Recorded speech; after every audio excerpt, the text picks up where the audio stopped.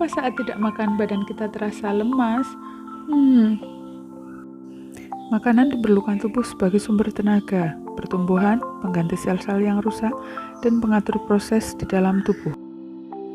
Makanan di dalam tubuh akan dilumatkan lalu dihaluskan, sehingga menjadi sari makanan dan diedarkan ke seluruh tubuh oleh darah.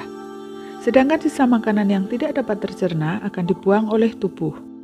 Untuk mendapatkan kondisi tubuh yang prima dibutuhkan makanan sehat yang bergizi dan seimbang. Makanan bergizi adalah makanan yang mengandung zat-zat yang dibutuhkan oleh tubuh, yaitu terdapat karbohidrat, protein, lemak, vitamin, mineral, dan air.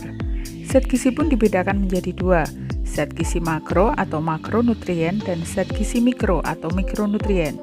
Zat gizi makro adalah zat gizi yang dibutuhkan dalam jumlah besar, contohnya yaitu karbohidrat, lemak, dan protein. Sedangkan zat gizi mikro dibutuhkan dalam jumlah sedikit, contohnya mineral dan vitamin. Karbohidrat. Karbohidrat adalah sumber utama energi bagi tubuh.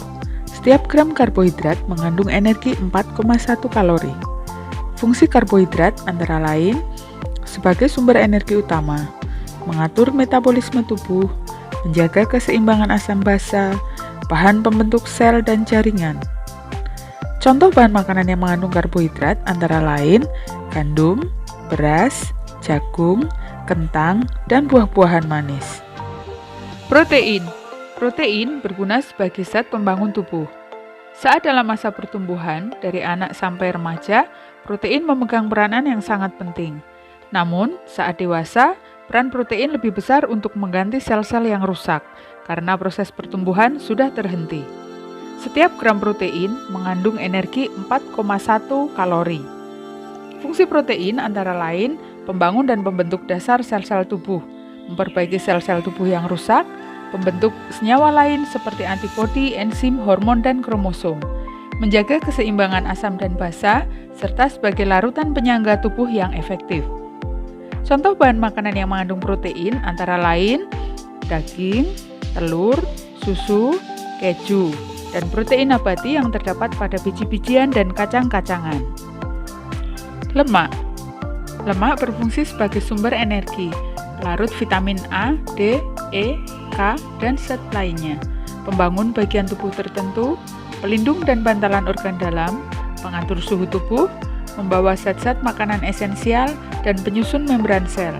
Setiap gram lemak mengandung 9,3 kalori. Apabila seseorang berada dalam kondisi kekurangan tenaga, maka lemak merupakan cadangan makanan yang digunakan sebagai sumber energi. Contoh bahan makanan yang mengandung lemak antara lain lemak hewani terdiri dari susu, mentega, keju, daging, dan lemak nabati terdiri dari kelapa sawit, kelapa, wijen, kemiri, alpukat, dan kacang tanah. Vitamin adalah senyawa organik kompleks yang menjadi pengatur fungsi tubuh dan pencegah penyakit. Vitamin terbagi menjadi dua, yaitu vitamin yang larut dalam lemak, yaitu vitamin A, D, E, dan K, dan vitamin yang larut dalam air, yaitu vitamin B dan C. Vitamin tidak dapat dihasilkan oleh tubuh kecuali vitamin D yang dibentuk dalam kulit apabila terkena sinar matahari. Mineral. Mineral sama seperti vitamin, hanya sedikit dibutuhkan dalam tubuh, namun peranannya sangat penting. Beberapa mineral yang kita ketahui adalah besi, kalsium, magnesium, kalium, selenium, dan seng. Air berguna untuk pelarut zat makanan, melancarkan pencernaan, dan pengatur suhu tubuh manusia. 70% tubuh manusia mengandung air. Setiap hari, manusia membutuhkan 2-3 liter air. Selain dari air putih yang biasa diminum, air juga dapat diperoleh dari makanan yang kita makan seperti buah-buahan dan sayur-sayuran. Kira-kira apa yang akan terjadi pada tubuh kita apabila kita mengkonsumsi makanan yang tidak bergizi dan tidak seimbang seperti tren kekinian mukbang berikut ini?